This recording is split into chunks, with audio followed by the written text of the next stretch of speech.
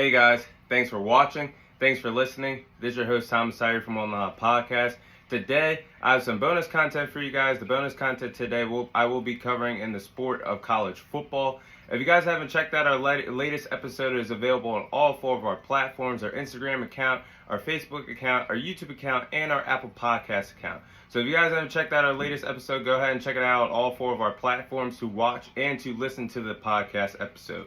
But today, my bonus content, I will be sharing my thoughts on Deion Sanders becoming the new head coach at Colorado University. So last night, late Saturday night, the news broke out that it is now confirmed, it is now official that Deion Sanders will be the next head coach at Colorado University, coaching the Colorado Buffaloes. And let's get down to it. What is Deion Sanders not good at this point of his life? He has had a phenomenal NFL career. The best, hands down, the best defensive back to ever play the game of football, the best cornerback in NFL history, known for his time mainly with the Atlanta Falcons and, of course, helping the Dallas Cowboys during their golden years in the 90s, win 3 NFL championships when he was alongside Troy Aikman, Emmitt Smith, and Michael Irvin himself. He also played in the MLB, had a baseball career going on for 9 years as well, was pretty good at that, and has been a pretty good analyst over the last few years, especially doing work on the NFL Network, and now being a good coach at the collegiate level in college football. So it seems like that everything that Deion Sanders does, he's really, really good at, and we're going to see that continue in his story at his coaching career. Now, how I feel about this is absolutely a great hire. This was absolutely a home run hit done by Colorado University to bring in someone like Deion Sanders to turn in their program. I can't think of another man out there in college football right now that's even at lower schools that can come in and turn around this program, because this program needs a lot of love, a lot of attention brought back to the university, and especially at the football level. So Deion Sanders is definitely going to be missed at Jackson State. His work at Jackson State will never be forgotten. He put Jackson State on the map as an HBCU school. And his 3 seasons coaching at Jackson State with the program, he had finished with a coaching record of 27-5. He has guided Jackson State to a 12-0 record this season, and they just won the SWAC championship. And he's also set to coach his final game in a few weeks when Jackson State plays in their bowl game. So he has done great things for this program over the last 3 years. He's built this program from the ground up, did great things for the HBCU community at Jackson State. He was a great college coach, but he was also a great leader, a great what's the word I'm looking for? A great mentor. He gave, this is a fun fact actually, Deion Sanders actually gave half of his salary to improve on Jackson State's facilities. That's how much he cared about this program. That's how much he cared about the community. That's how much he cared about the students and the faculty that was there, that puts in the work every single day, that's there professionally as well. So Deion Sanders will not be forgotten. He's done a great job recruiting as well for Jackson State, giving a lot of players a lot of shine out there on a weekly basis, playing for a smaller school out there in Jackson State. So he's had a great, tremendous coaching staff by his side as well. Handpicked his coaching staff there in Jackson State and did one heck of a job there as well. I'm sure some coaches are definitely going to join him when he goes to Colorado officially next season. One player to definitely look out for, and this is definitely going to be confirmed in the next few weeks when their season is officially over. But Deion Sanders, his son playing at the quarterback position, has been a highlight reel since his days in high school, has been doing work with NFL players. Tom Brady is a big fan of Deion Sanders' son, Deion Sanders. He is one heck of a talent. He's one heck of a mobile quarterback, a dual-threat quarterback that has a strong arm and can make plays with his legs. I'm not going to be surprised if he follows in his father's footsteps to Colorado University and join him there next season, along with some other players that will put their names out in the transfer portal, and some coaches will join him as well as he sets up for a brand new coaching staff there. But something I want to touch on real quick as well, I applaud what Deion Sanders did as a man. The way he could have took the opportunity after he got announced as the head coach for Colorado, he could have did the easy way out. Like one head coach, you guys know, watching and listening, who I'm talking about. What they did last year when they got a new head coaching job, in a matter of 24 to 48 hours, they jumped ship, left the campus, flew out there on a private jet, didn't say goodbye, didn't say anything that he was leaving. Matter of fact, lied about the situation that he was leaving the university to accept another job. Matter of fact, I'm just going to say his name. Lincoln Riley did a snake move last year when he left Oklahoma high and dry, got on that private jet, and joined USC 24 to 48 hours after they lost that game last year around this time. So Lincoln Riley, he did not follow in his footsteps. He was a man about it. He sat down with the coaching staff and told them, I'm accepting a bigger opportunity to try to grow his college football career, take it to the next level like he did at Jackson State when they gave him the opportunity. He spoke with the players. He's came out to the public and told them that he's going to coach in his final Jackson State game when they have a bowl game in the next few weeks.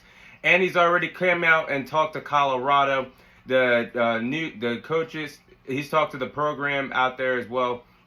He's definitely became a man out there with the decision that he has made. But Deion Sanders, let's be real about it. He does have a tall task at hand to turn around the culture of this Colorado University program. They have only had 2 winning seasons since 2005. 2 winning seasons since 2005. That's a very, very long time. And when you're talking about college football is just as important as the NFL. There's a lot of die-hard college football fans out there. Imagine if you're a Colorado fan, a Colorado Buffalo fan listening to this, watching this, and you're saying, hey, my program hasn't been winning. Only 2 winning seasons since 2005? That's unacceptable for a Power 5 program. They have gone through 6 different head coaches during that time, and out of the last 6 years, they have had 5 out of 6 losing seasons in the last 6 years. So this is not a job where Deion Sanders is just going to come in and take things over in the college football world. It's going to take some time, and he has a tall task at hand coming next season. But the hire, on the positive side, does bring a lot of attention to Colorado University, to the Colorado Buffaloes, being in the Pac-12 conference. They will be playing, Deion Sanders will be playing against USC on a yearly basis, playing against Lincoln Riley and Caleb Williams out there.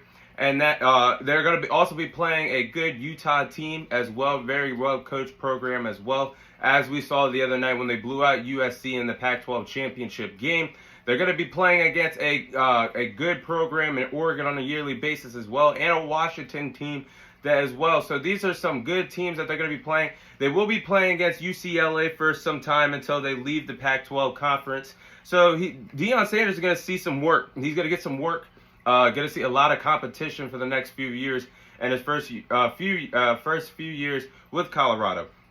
This will be a long-term rebuild of the program. The roster is absolutely terrible right now. They were one of the worst programs in the country this year as a Power 5 team. Their record this year, they finished the season with 1 win and 11 losses this season, and went 1-8 against Pac-12 competition this year. So Deion Sanders is definitely going to have a tall task at hand when it comes to this rebuild.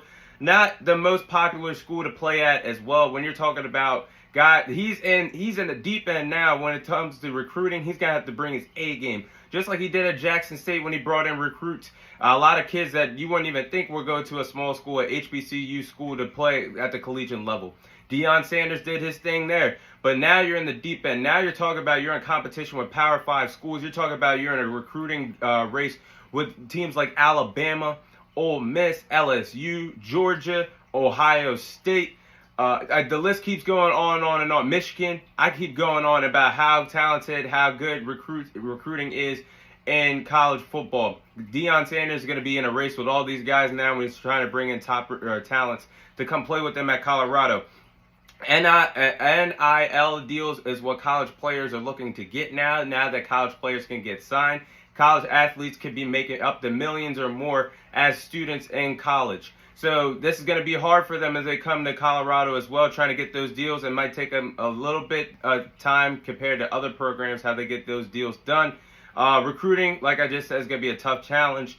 And this will be the first time that Deion Sanders come next fall. He's going to be stepping on a collegiate level field, and entering a game where he doesn't have the best team by his side. He doesn't have the best players by his side. He doesn't have the best coaching staff by his side. He's going to be playing against the big dogs. Especially, he's going to see a lot of competition, like I just said, in the Pac-12, where they're going to have the better players. They're going to have the better coaching staff. And most importantly, they're going to have the better roster and overall team. And the team and most likely fan base as well. Even if they come to Colorado, the student fan bases from the Pac-12 are going to travel on to Colorado, I believe. It's going to be tough for Deion Sanders. It's not going to be a cakewalk. But if there's anybody that can turn this program around, it's Deion freaking Sanders.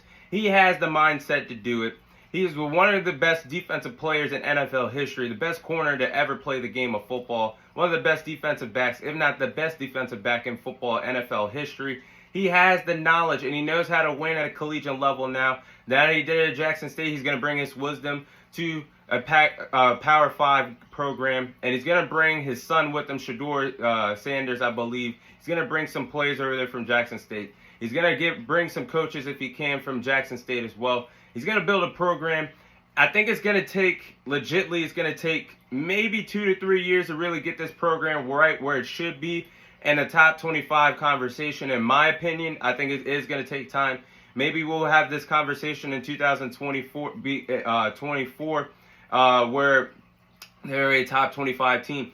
But if Deion Sanders somehow, some way gets this thing rolling fast, I think we're going to see a rebuild similar to how Lincoln Riley did it at USC this season. They weren't even expected to be a top 25 team, let alone be in the conversation for the college football playoffs. That was supposed to be a rebuild that was supposed to take at least a year or two to get going and be a top team in the country.